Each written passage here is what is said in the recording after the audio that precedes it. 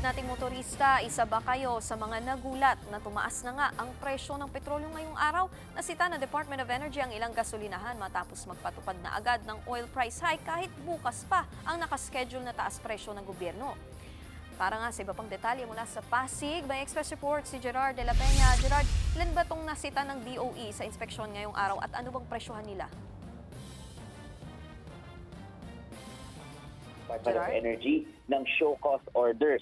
Ito ay dahil sa pagkakaroon ng mataas na pump price ng produktong petrolyo, gayong bukas pa nga ang nakaschedule na oil price hike. Isang gasolinahan sa Pasig habang dalawa naman sa kahabaan ng Commonwealth Avenue sa Quezon City ang nahainan ng show cause order. Sa Pasig, pumalo sa 74 pesos ang kada litro ng diesel habang 64.50 naman ang regular gas. Sa Quezon City, kung saan karaniwang mas mababa ang presyo ng petrolyo, nasa 66.50 ang diesel habang 61 ang gas. Kung ikukumpara nitong nakaraang linggo, mas mababa pa sa 60 pesos ang diesel sa ilang gasoline station sa EDSA habang nasa 56 pesos naman ang gasolina.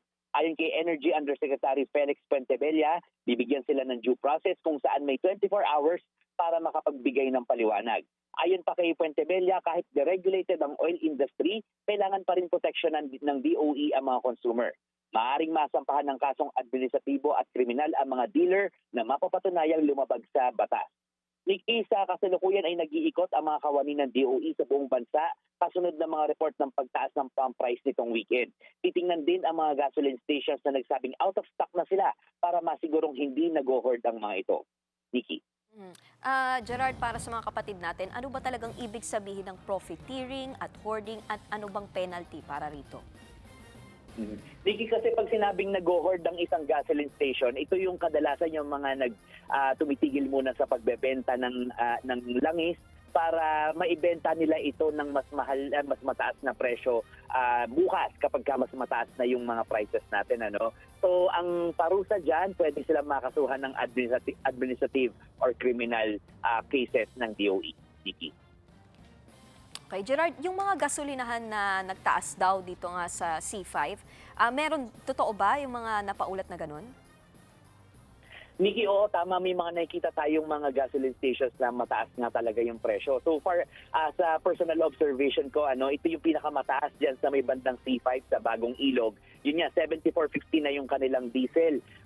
Kung ikukumpara natin noong nakaraang linggo, wala pang 60 yung presyo ng diesel, yung per liter ng diesel. Sa bandang Commonwealth, sa ngayon, yung ibang mga gas stations na hindi pa nagtaas ay nasa 57 or 58 pesos yung kada litro nila ng diesel. So ikukumpara natin, talagang napakataas na nitong 74.50 na ito at hindi natin alam kung ano pa mangyayari kinabukas kung kailan ipapatupad na nga itong oil price hike, kung ano pa yung presyong sisingilin nila sa mga consumer nila. So it's just C5 at may nakukuha rin tayo mga reports na sa ibang bahagi rin ng bansa ay pumapalo na sa 82 pesos ang presyo ng diesel. Niki. Gerard, siguro panghuli na lang, no, ang DOE ba bukas din sa mga sumbong ng publiko? Tumitingin din ba sila sa social media? Kasi yung mga nahuli yung sa pag-iikot lang nila paano yung mga kapatid nating mga may nahuhuli din na mga nagtaas nga ng presyo na gasolinahan? Tama, Niki, yung sa ngayon nag-iikot ang DOE based dun sa kanilang yung sarili nilang pag-iikot and also in response dun sa reklamo rin ng mga local government units. So, ang naikwento sa atin kanina ni Yusek Puentebella, parang may titingnan pa sila na 15 na gasoline station dito sa Metro Manila and around yung mga malalapit na probinsya dito. And likewise, pwede rin magsumbong ang mga mamamayan sa DOE para mabigyan ng aksyon itong hindi makatarungan na pagtataas ng presyo ng langis. Okay. Yan ang Express Report ni Gerard de la Peña. Babala naman si Pangulong Bongbong Marcos sa mga nananamantala ngayong mataas nga ang presyo ng petrolyo. Labag daw yan sa batas. Narito ang mensahe ng Pangulo. Pakikiusap ako sa ating mga negosyante at mga trader, huwag ninyo sanang samantalahan ang sitwasyong ito. Pinapaalala ko sa lahat na ang hoarding at ang profiteering ay labag sa batas.